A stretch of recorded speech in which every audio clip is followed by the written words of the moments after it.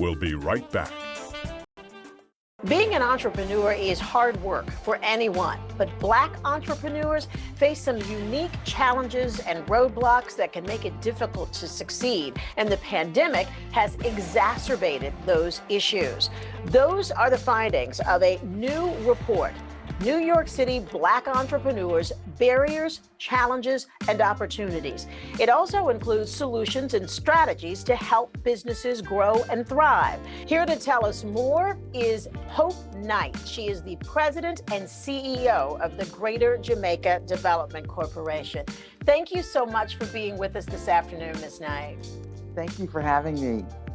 Now, this was a report. Actually, there are three groups that did this together. Your organization, Greater Jamaica Development Corporation, TruFund Financial, and the Harlem Entrepreneurial Fund.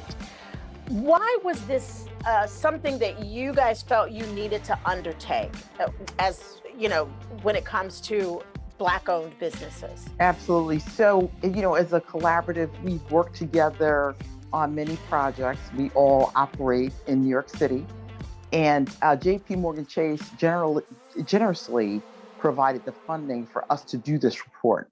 And we felt like we needed to do it coming out of COVID. You know, we saw how Black organizations were not able to access the Paycheck Protection Program, PPP. Mm-hmm. And so, you know, we decided, you know, prior to that we wanted to understand how Black businesses encountered the financial industry and accessing capital. And we decided that we wanted to do this because we have dozens of years of experience in working with Black businesses in the city. And were you surprised by the findings? And let's talk a little bit about what you found. Right. So, you know, we were not so surprised by the findings. You know, we're doing this work every day, and so we see these things played out in our work. There were some things that were surprising to us, you know, some to the good, some to the bad, and you know, we're able to incorporate those, you know, as we go forward and do our work. And what were some of the things that stood out for you? I know that, look, anytime we talk to business owners of color, access to capital is one of the leading things. And in the city of New York, access to, you know, the ability to be able to get some of those lucrative contracts that both the state and the city have available, that's an issue. And I understand those are some of the things that you saw. Absolutely. Those were things that our participants talked about. You know, they believe that getting access to those contracts would really give them the ability to grow their businesses. And so, you know, don't want to jump so quickly, but, you know, with respect to solutions, we believe that there are some solutions available to help Black businesses access these contracts and then be able to perform in a successful way. Mm-hmm. No, you're not jumping to it. I mean, I think that anybody that's running a business listening to this interview is like, come on with it. Well, how do you think that we can change that?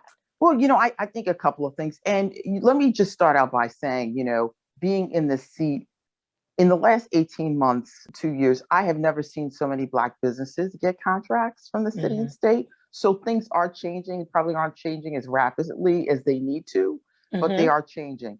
You know, we believe that to the extent you have Black people, people of color sitting in decision-making seats at some of these agencies, that's going to help bring and bridge an understanding with some of these businesses.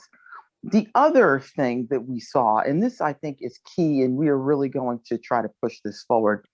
So when a business gets a contract, and usually it's a larger contract than they've been exposed to, they need some capital for mobilization because they just can't go out and buy the materials, hire the folks like they need to on these large contracts. And so, you know, if they were able to get a contract assignment, basically assign that contract to a financial institution like myself or another CDFI so that we know we have collateral for funding, we could underwrite a loan very quickly. And so there is a program with the city that does that, and the state has some programs, but it's not form, Mhm. across the landscape of city and state agencies. And so we would like to see that sort of embedded in the process. And we believe that businesses would benefit tremendously from that kind of policy. Yeah, I mean, and that is valuable help. You're really just helping them stand on their, helping them stand until they can actually do this on their own. That's right. Look, this is something else that surprised me. Nearly 60% of the Black startups and more than 40% of established businesses surveyed received no financial capital over the past 5 years. Why is that? It's what we see. A lot of businesses don't know about CDFIs, Community Development Financial Institutions, like TruFund, like the Harlem Entrepreneurial Fund. They've started to get to know us because Mhm. we did so much work during COVID and helping facilitate the PPP program. But in the absence of organizations like ours, if you go to your, XYZ bank on the corner, Mhm. you don't have a relationship with them. And so it's just hard to get access to credit. And so many small businesses that we see are using credit cards and other kind of high cost financing options to get capital to grow their businesses. So it's like you're never really getting ahead. Look, you're not the first person that we've had on the show to talk about this. Why is this such a persistent problem for businesses of color? I mean, You know, I, I it's think not a secret. it's historical, right? So, you think about other groups that have been able to build some wealth, Mhm. and they have relationships with traditional financial institutions. They have collateral that they can go in and actually access a loan.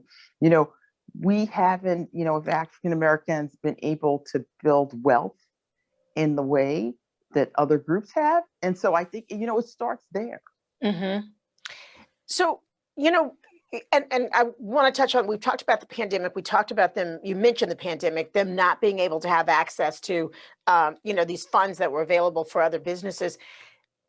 We lost quite a substantial percentage of Black owned businesses over the last 18 months. We have, we have. And I haven't seen, concrete data on that, but just in the work that I do, that is certainly the case. Mhm. How do we, don't want to say fix it, um, but your report did come up with some important solutions. You really talked about how do we establish those relationships with these institutions, so that we can give these businesses the support they need to actually grow and thrive. Well, I think it is happening, Sandra. There has been a lot of government money that has flown into organizations like mine and other CDFIs. So we've been able to expand our capacity to actually support more businesses. So I think Mhm. that's the first order. Second order is that I think, I'm starting to see um, Black people step off from their jobs and start businesses now. That is the thing that is happening. And I think it is a tremendous opportunity to do that at this point. If you have an idea that supports a product or service that is in demand at this time, I think it is a great opportunity to start a business. Um, we do fund some startups as a Mhm. CDFI. Banks don't do that, but to the extent you have experience and a little bit of equity to put into the business, we Mhm. can certainly help you along in that process. But you've really got to get out there and sort of get yourself educated. Um, One, about all the help that's out there if you need it, but also about, I guess, all the things and healthy habits and practices that you need to start So, and continue as a business owner. so, so that's correct. And I'll touch on the PPP program. One of the reasons why it was so difficult for a lot of businesses and businesses of color to get access to the program because didn't have their paperwork together Hmm. and properly done. And you need financials, you need corporation documents, you need all of that stuff that you can get access to quickly. And Yeah. as you just said, you need to maintain it. And so we're hoping that the legacy of some of these programs is that people understand that they need to be able to get their hands on books and records and corporate documents when they want to go access capital. Yeah. You've got to walk in prepared. That's right. I want to send folks to gjdc.org. That's your website, right? Yes. They can find out about the work that you do, the services that you offer, and also get some more information about that report, correct? That's right. Correct. Okay. All right. Thank you so much for being with us this afternoon. And thank you, Ms. Knight, for the work that you've been doing in this area, because you've been doing it for a while. It is appreciated and needed. Thank you. Sandra Bookman, and Here and Now, will be right back.